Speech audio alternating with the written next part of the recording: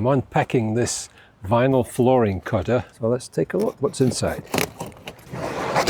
It does give you a list of things: PVC, LVT, which is luxury vinyl tile, luxury vinyl plank, VCT, virgin PVC, vinyl floor, vinyl flank, rubber flooring, foam tiles, laminate floors, engineered floored siding.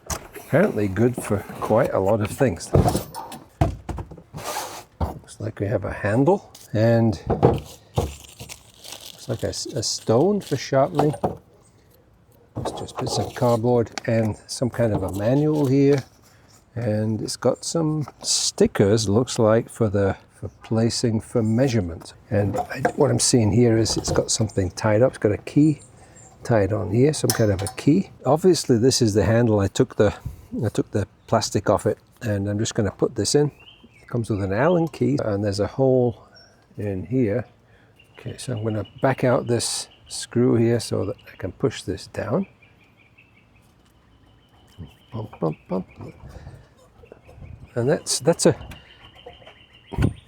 quite a tight fit in there. See some burrs in there. Quite a snug fit in there. So I'm just going to back this out again, see if I can make sure that that hole is lined up.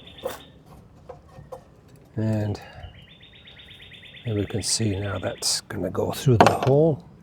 Okay, so that's going through the hole. Now what should be able to happen is, I'm guessing we can push on this right now. I see. Perhaps that wasn't supposed to be there. Just by looking at this thing, not really looking at the instructions, this is like a guide bar for putting your piece up against, and this can be set along the edge like that, or it has lines here for different degrees. So I don't know exactly what these degrees are, but it's got two holes there where it would match up, or you can move it around like this or like that.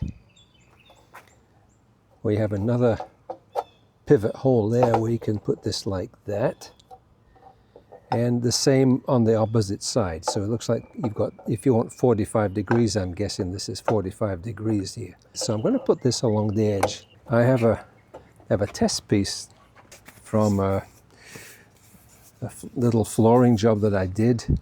So this is kind of a rough edge, if you can see that. Let's see what happens. So I'm just going to come down on this. I'm expecting this to make a little bit of a sound because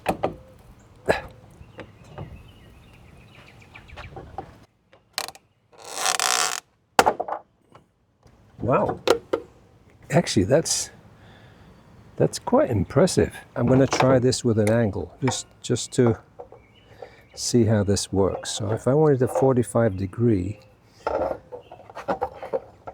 these holes have not been used before, obviously. They're a little bit snug. So I'm just going to have to see if I can get this top, by the way, is like a plastic. It's about probably 3/16 thick. Let's see if we can get that one in there. Yeah, okay, so I've got that one in.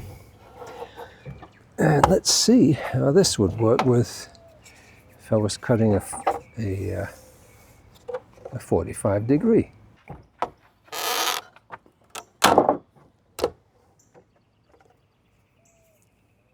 Look at that. That's a heck of a lot easier and nicer than trying to do this with a circular saw. So far, I'm quite impressed with this. I was just taking a look at this, and it's interesting to see that if you can have a look in there, I'm touching the blade right now, which has a pretty sharp angle on it.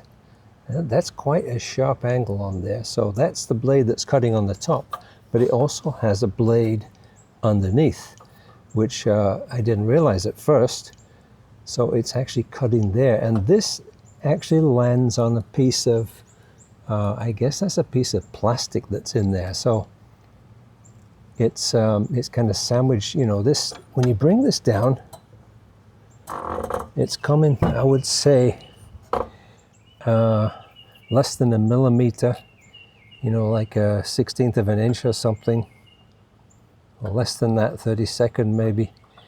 it's coming very close, the two blades. This top one goes over the top of it.